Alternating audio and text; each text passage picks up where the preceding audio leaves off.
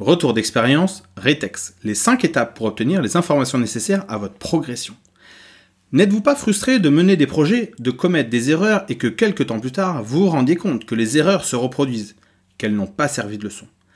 N'avez-vous jamais vécu un projet avec l'ensemble des membres du comité de pilotage qui partent la fleur au fusil dans de coûteuses organisations, de bases de données à ne plus en finir, qui en définitive ne contribuent en rien à faire progresser l'organisation? Dans ce podcast, je vous propose maintenant d'aborder la solution qui permet d'éviter les écueils dus à la reproduction des erreurs commises par le passé. Bonjour, je suis Guillaume Comte, cofondateur de Prévenir s'échanger et ambassadeur de la communauté d'échangeurs libres. Je vais partager avec vous des secrets que j'ai trouvés dans l'un des 320 livres que j'ai pu lire ces 10 dernières années et qui abordent des sujets comme la stratégie, le marketing, le management, le changement, la santé-sécurité et le développement personnel. Pour tirer profit au mieux de ce que je vais vous partager, je vous invite à attraper tout de suite un papier et un crayon. Notre cerveau enregistre toujours mieux les informations que l'on note. Est-ce que vous êtes prêts ? Alors, dans mon activité professionnelle, j'ai participé à de nombreux projets et en ai piloté également de nombreux. Grâce à un article intitulé « Le retour d'expérience en question » rédigé par Yves Mautureux, j'ai amélioré ma connaissance des retours d'expérience, le fameux Retex. C'est ce que je vous propose d'aborder maintenant. Ce que j'ai retenu dans un chapitre intitulé et qui me sert tous les jours, comment obtenir les informations. C'est ce qui est difficile dans le cadre des retours d'expérience, c'est de collecter l'ensemble des données de manière exhaustive.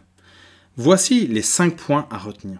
Premièrement, hormis les événements les plus graves qui ne passent pas inaperçus, connaître les événements cachés, les signaux faibles, ceux qui se trouvent sur la face immergée de l'iceberg dépend de la volonté des acteurs de terrain. On ne peut donc pas décréter le retour d'expérience sans la volonté des acteurs de terrain pour y participer. Deuxièmement, il est tout aussi important de réaliser le retour d'expérience en le désolidarisant d'un quelconque système disciplinaire et notamment de sanctions. Associer le retour d'expérience à une sanction automatique à chaque écart rend le projet inopérant et vain.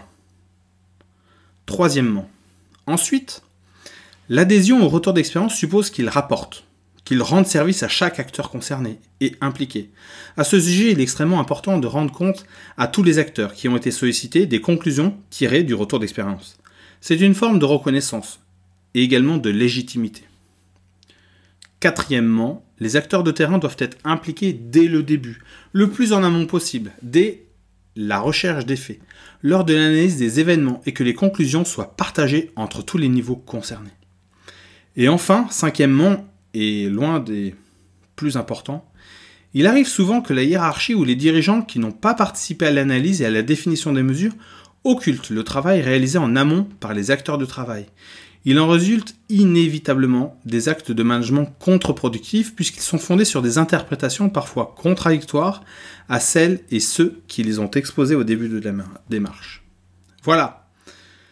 Alors, pour continuer à avoir ou à découvrir d'autres lectures, techniques, méthodes, concepts passionnants, et si vous avez appris quelque chose aujourd'hui et que vous avez envie d'aller plus loin, je vous ai préparé la suite qui se trouve juste en dessous. C'est sur un autre sujet complémentaire, vous verrez, et ça va vous permettre de compléter vos connaissances, expériences et expertise. À très bientôt!